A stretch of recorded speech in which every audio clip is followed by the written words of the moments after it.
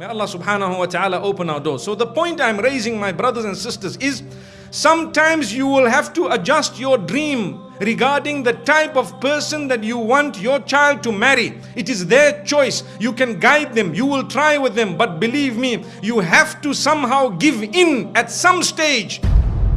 If it is a person whom you may not have considered ideal, because sometimes the other option is something which is even worse than what you are disagreeing with. May Allah subhanahu wa ta'ala open our doors. I know of many parents who refuse their daughters to get married to people they want to marry foolishly. Allow your daughter to make the mistake and to come back divorced, being your daughter so happy with you, and you will be able to guide her with love. My daughter, didn't I tell you anyway? Now you made the mistake, you have come home, we still love you, we embrace you, and we still recognize you as our daughter, but it would have been better if you did not make the mistake. She will say, Dad, I love you forever for standing by me and for looking after me, instead of saying never ever. And she becomes a person who is an eyesore for you. She becomes depressed, because today people become depressed when they cannot marry whom they want to marry, and it's our fault. We sent them to the schools, we sent them to the various mixed type of educations, we did this, we did that, we had a place in the mall where we were every week, we did not dress them appropriately when they were young, so as they grew up they did not want the appropriate dress. We are the ones who placed them in front of the televisions, and we subscribe to the dirtiest of the internet channels or satellite channels and so on, and then we expect our daughters to still have a good Islamic choice of a spouse. Who is the hypocrite? Father of the home. Big hypocrite. May Allah protect us. Why? Where are you? What did you allow your daughter to do all along? So my brothers and sisters, it's not fair.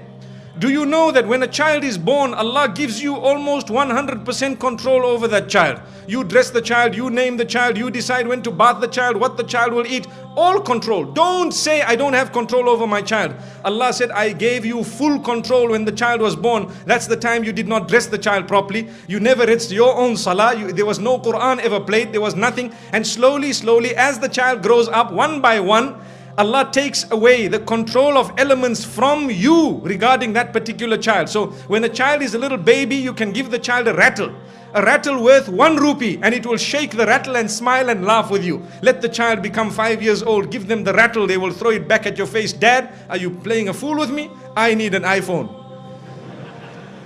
So at a certain stage you had control over the child. What did you do when you had control over your child? Did you guide the child? This is why I say speak to the child earlier, because today we are losing control earlier.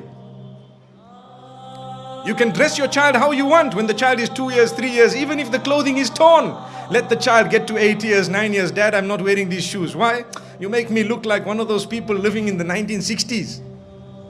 Dad, I need the latest, this Nike Air where you walk, it bounces, May Allah subhanahu wa ta'ala protect us, grant us goodness and ease. My brothers and sisters, don't blame Allah subhanahu wa ta'ala for our failure. May Allah subhanahu wa ta'ala grant us success. So this is why I say, sometimes we need to adjust. The reason is, how can we allow, or how can we facilitate for our children to live happily ever after, when we did not let them marry the person they wanted, we made them marry someone they did not want. Now obviously I'm talking of something which is not the ideal. Ideally, Islamically, we need to speak about what should be happening. The parents of the girls and the brothers or the relatives should keep an eye. When they see potential husbands for their daughters or their sisters and so on, they should approach the gentleman or his family, or they should speak to their daughter about it. We have so and so, we are trying to, you identify, you speak to them, you let the two meet within the limits of the Sharia, and if they would like to take it further, you take it further. It's your responsibility as a male. That is ideal. And if the daughter says, no, I'm not too happy, don't be angry, no pressure. My sister, you have the right. It is haram in Islam to force your daughter to marry whom you want when she does not want. Totally forbidden. It is a major sin, in fact. You cannot do that. It is her choice. She can say no. At the time of Rasulullah sallallahu alaihi wasallam also, there were those who said, no, I don't want to marry this man, and they were not forced to it. May Allah subhanahu wa ta'ala grant us goodness.